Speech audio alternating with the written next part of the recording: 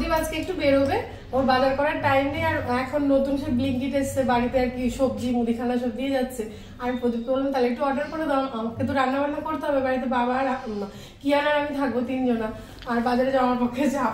তো সেই জন্য প্রদীপ আবার ব্লিঙ্কিট থেকে অর্ডার করেছে। ঠিক আছে, খুলে দেখছি শুধু ধন্যবাদ আর ধন্যবাদ। আমি ব্লগ অন করিনি, আজ একটু ক্যামেরাটা অন করে একটু ব্লগ বানাই। দেখো মনে হচ্ছে ফ্রি দিয়েছে। এবার প্রদীপ আসলে আমি দেখতে পাবো মোবাইলে।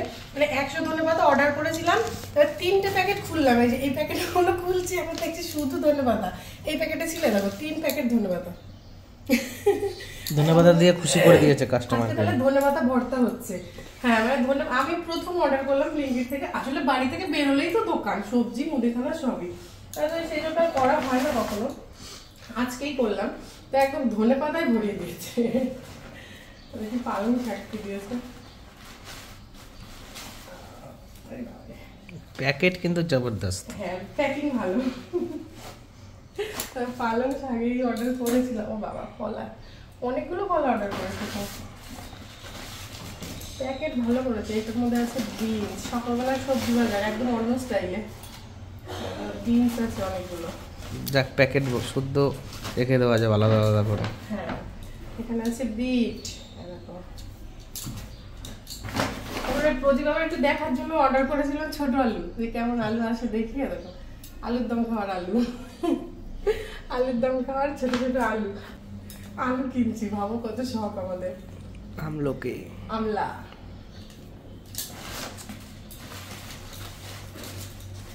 এটা কি আছে? আপেল। একটু ভালো দিয়েছে তো না পচা পচা দিয়েছে? মোটামুটি মোটামুটি দেখা তারা দেখা। আপেল, ও বিট। আবার ওদের মনে হয় প্যাকিং করা থাকে ছোট ছোট করে।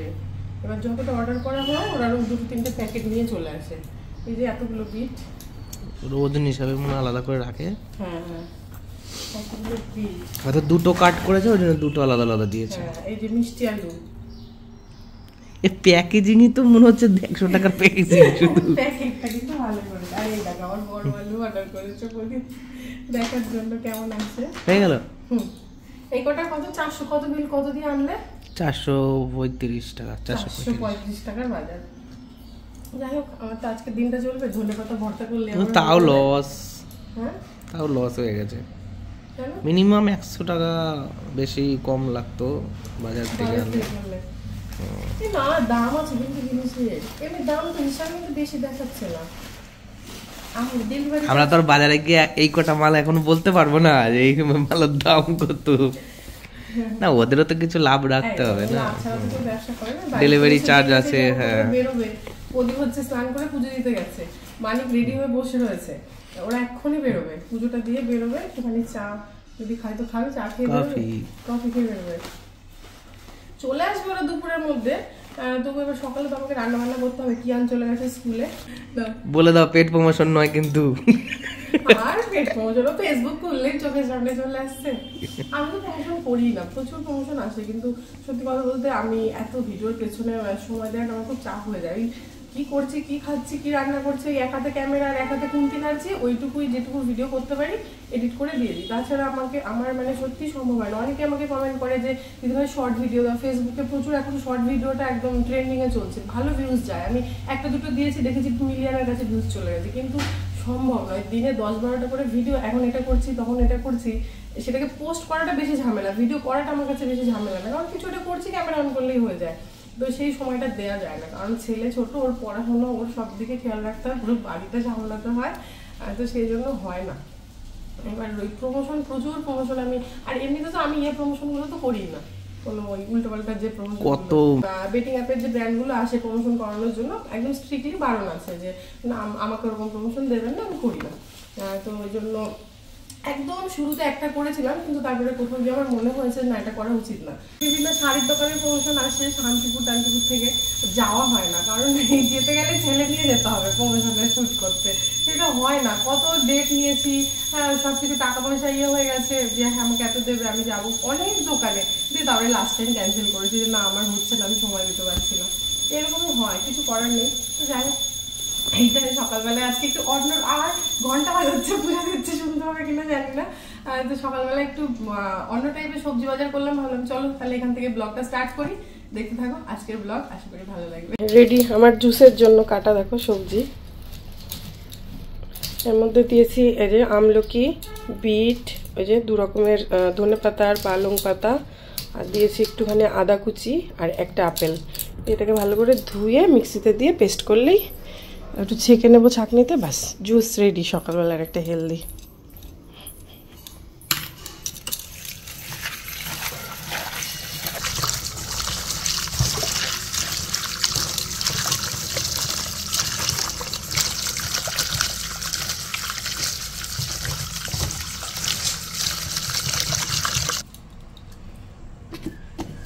তো এইখানে আমি সকালবেলায় যে জুসটা খাই সেই জুসটা বানিয়ে নিয়েছি। দেখো জুসটা কিন্তু মিক্সিতে একটু জল দিয়ে পেস্ট করে নিয়েছি, আর কি কি দিয়েছি জুসটার মধ্যে সেটা তো দেখতেই পেলে। আর এরকমভাবে ছাঁকনিতে সেঁকে নিলে একটুও সেই ওই ছিবড়াগুলো মুখে মুখে যায় না, তো মানে কোনো অসুবিধা হয় না খেতে। আমার তো বেশ ভালোই লাগে।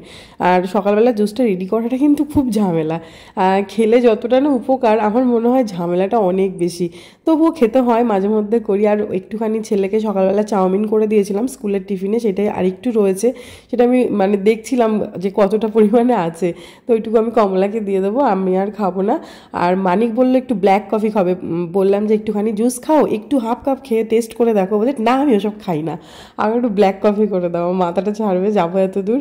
তো ওকে ব্ল্যাক কফি করে দিলাম, আমার আর প্রদীপের জুস, প্রদীপ জুসটা খেয়ে চলে যাবে। এটা খাওয়া খুব কষ্ট বলে সবাই, আমার কোনো কষ্ট হয় না, ভালোই লাগে। এমন কিছু কষ্ট না, এটা আপেল টাপেল দেওয়া আছে আর বিটটা মিষ্টি, ভালোই লাগে খেতে। খারাপ ছিল? আমি খাই তো রেগুলার, খারাপ থাকবে। আমারটা কোনো খাই নেবেন, আমারটা খাবো, আবার বেরোবে। বেরোচ্ছি। ঠিক আছে। তো আমি থাইরয়েডের ওষুধই খাইনি, দেখেছো? 11টার মধ্যে পৌঁছাবো, 12টা 4টে, আস্তে আস্তে 4টে 4:30 বাজবে। মানে অনেক দেরিতে আসবে, দেরিতে আসবে।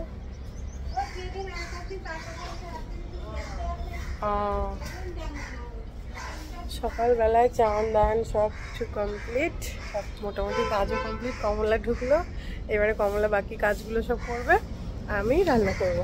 আর আমার ছেলে চলে আসবে 12টায় ছুটি, এখন ফুলকারে আসে, ফুলকারে আসতে মোটামুটি ওই 1:45 বেজে যায়, তাও ফুলকারে যাবে। কি শখ, মানে আর কি আনন্দ। তাড়াতাড়ি উঠতে হয়, 6টায় ঘুম থেকে ওঠে, 6:55 এখান থেকে ছাড়ে ফুলকার। এই যে মানিকের গাড়িটা রয়েছে, এখান থেকেই ছাড়ে, মানে এখানেই নামায়, এখান থেকেই তোলে।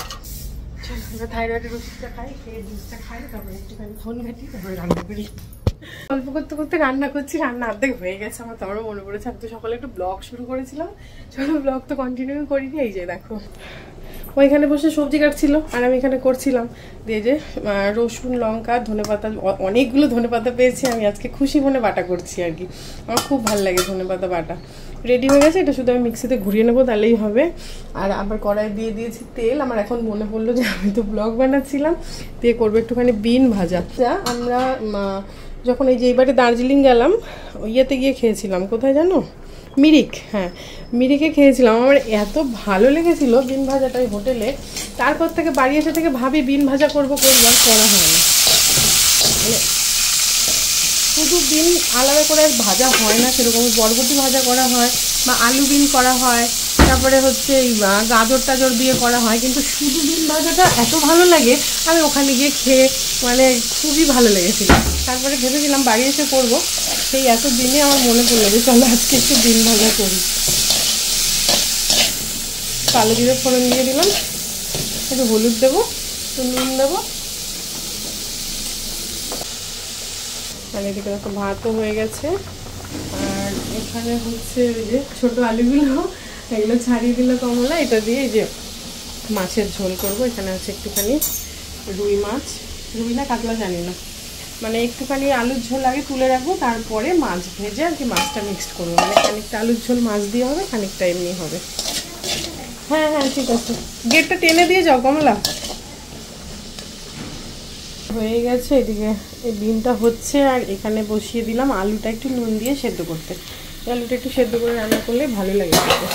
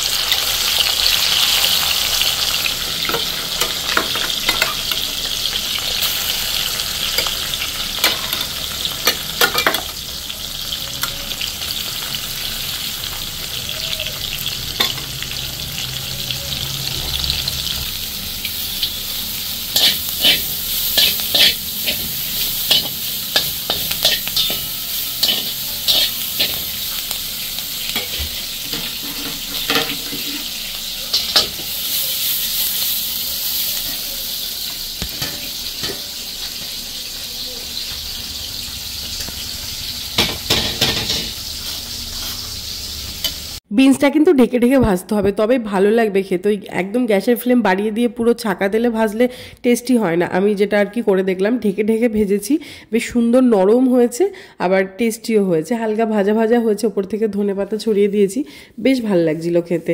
আর এইদিকে দেখো আমি এখানে আলুগুলো সেদ্ধ বসিয়ে দিয়েছি, আর এদিকে মাছগুলো ভাজতে দিয়েছি এই কড়াইতে। আর এই আলু দিয়ে হচ্ছে করব মাছের ঝোল, আর সাথে একটুখানি তুলে রাখবো নিরামিষ ঝোলও, যেটার মধ্যে আর কি মাছ দেবো না, মানে পুরো আলুর ঝোলটা নিরামিষভাবেই রান্না করব, করে আমি খানিকটা তুলে রেখে তার মধ্যে মাছ মেশাবো।